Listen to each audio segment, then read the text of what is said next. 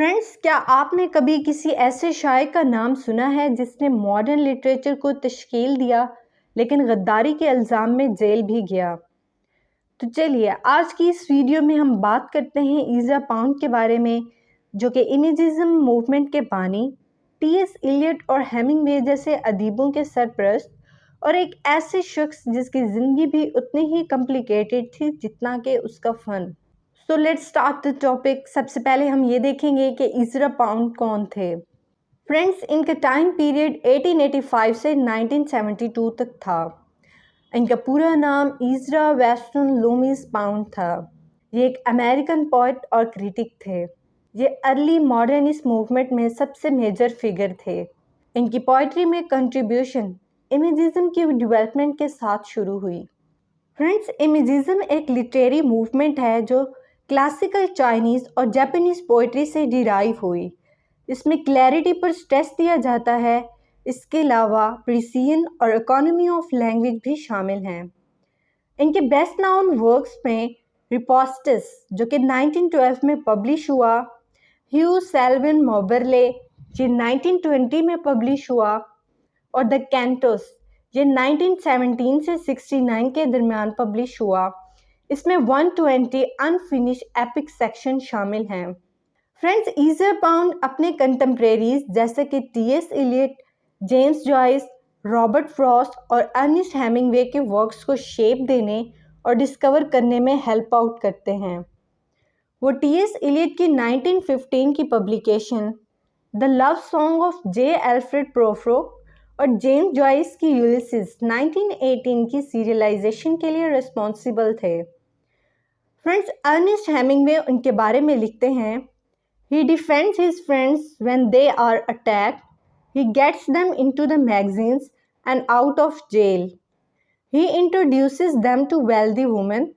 He gets publisher to take their books. He sits up all night with them when they claim to be dying. He advances them hospital expenses and dissuades them from suicide. वो अपने दोस्तों का दिफा करता है जब उन पर हमला होता है। वो उनकी तहरीरें रसाइल में शाया करता है और जेल से निकालता है। वो उन्हें अमीर ख़वातीन से मुतारिफ़ करवाता है और उनकी किताबें शाया करवाता है। जब वो मरने का दावा करते हैं तो वह सारी रात उनके साथ बैठता है। वो उनके अस्पताल के अखराजात अदा करता है और उन्हें खुदकुशी से रोकता है।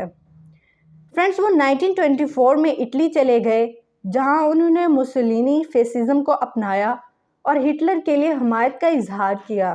वर्ल्ड वॉर सेकेंड के दौरान उन्हें इटालियन गवर्नमेंट की तरफ से यूनाइटेड स्टेट्स और फ्रैंकलिन डी रोज़वेल्ट और यहूदियों पर क्रिटिसाइज करने के लिए सैकड़ों रेडियो प्रोग्राम्स करने के लिए मुआवजा दिया गया।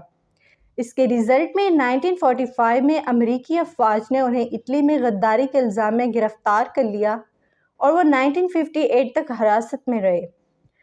फ्रेंड्स, उन्होंने द कैंटोस इटली में लिखी, जो कि द पाइसन कैंटोस से जानी जाती है।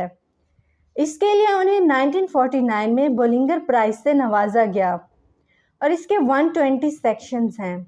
द टाइम मैगजीन्स ने उनके बारे में लिखा, a cat that walks by himself, tenaciously unhoused broken and very unsafe for children.